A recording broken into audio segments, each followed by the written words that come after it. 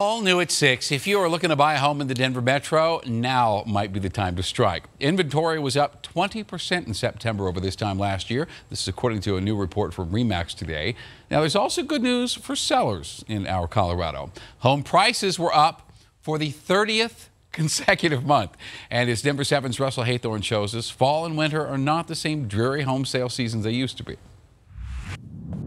Yeah, traditionally, when there's already snow on the ground and the temperature is dropping, it might not be the best time to sell your home. But in markets as hot as Metro Denver, that's changing because some sellers like this one are waiting for all those leftover summer buyers who didn't find what they wanted in the most intense season. In September, we had a 20% uptick in inventory, which is crazy for September. Normally in September, we're seeing inventory come down. Jennifer Oldham with Coldwell Banker says winter is now bucking trends that have been the norm for years. Every single day I'm seeing houses coming on the market. Like this one, listed at $485,000 in Aurora. I thought it would take 3 weeks or a month, and it sold in 2 days. According to the latest numbers out today from a RE/MAX National Housing Report, in Metro Denver, total home sales were down 27% from August to September, but the median sales price was up 6% from the same time last year to $395,000,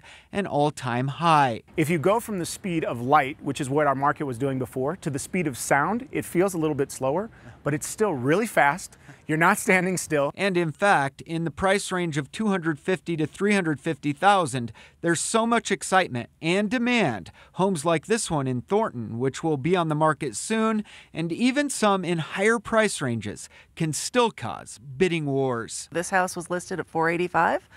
I didn't expect it to sell in 2 days. I really thought it was going to take a month, but boy, buyers were out in full force and they wanted this house. Russell Haythorne, Denver 7. We'd like to hear from you on this. What does your Colorado look like? How is it changing? That conversation's going on the Denver Channel Facebook page, or if you'd like, send us an email with your thoughts at ourco@thedenverchannel.com. One of the country's oldest companies declares bankruptcy and announces 142 of its stores will close, and 2 of those are right here in Colorado. The company says the Sears store on Colfax in Lakewood, as well as the store on University in Centennial, will both close. Sears has had trouble competing with online retailers like Amazon. Denver 7's following a developing story out of Weld County tonight. The coroner's office has decided autopsy results will be sealed in the Watts murder case. Shanann and her 2 daughters were murdered this year. Police say Christopher Watts, Shanann's husband, father to those girls, is the suspect. Prosecutors are trying to keep those reports out of sight until he goes to trial. And new at 6, $10,000 worth of baseball gear stolen from a high school team in Stapleton. And they're not letting it dampen their spirits. Tonight, they're telling their story to Denver 7's Thomas Hoppo, hoping somebody out there knows what happened.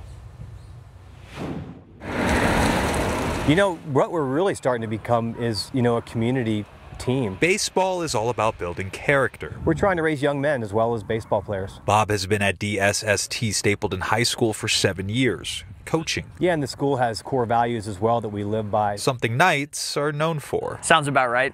Philip, a Knight, helping build the foundation of his team for 4 years. We are building a batting cage, and it's a tool we've needed for several years. Before we had the cage, we were practicing pitching in the gym on wooden triangles that we also built ourselves.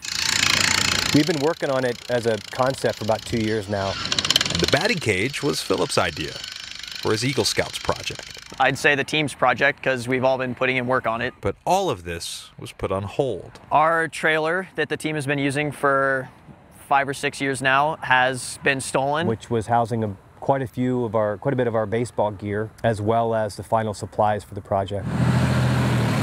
Somebody took off with the trailer, with everything inside worth about 10 grand. It was a big blow. It took, a couple minutes to realize exactly what happened. Denver police are looking through security footage from the school and nearby houses, but with no answers yet, the team decided to build. The kids rallied Saturday, obviously. We went out and bought some more supplies, more money out of pocket to finish at least the fencing. Building something meaningful is a lot harder to get to in just a baseball game. And Bob, while he hopes his team's trailer is found, he's using this as a lesson to help his players keep building character. Yeah, We're here to steal bases, nothing else. In Stapleton. Just unhook it from your car and leave it where it is, and we'll find it. Thomas Hoppo. Just give these boys back their trailer. Denver 7.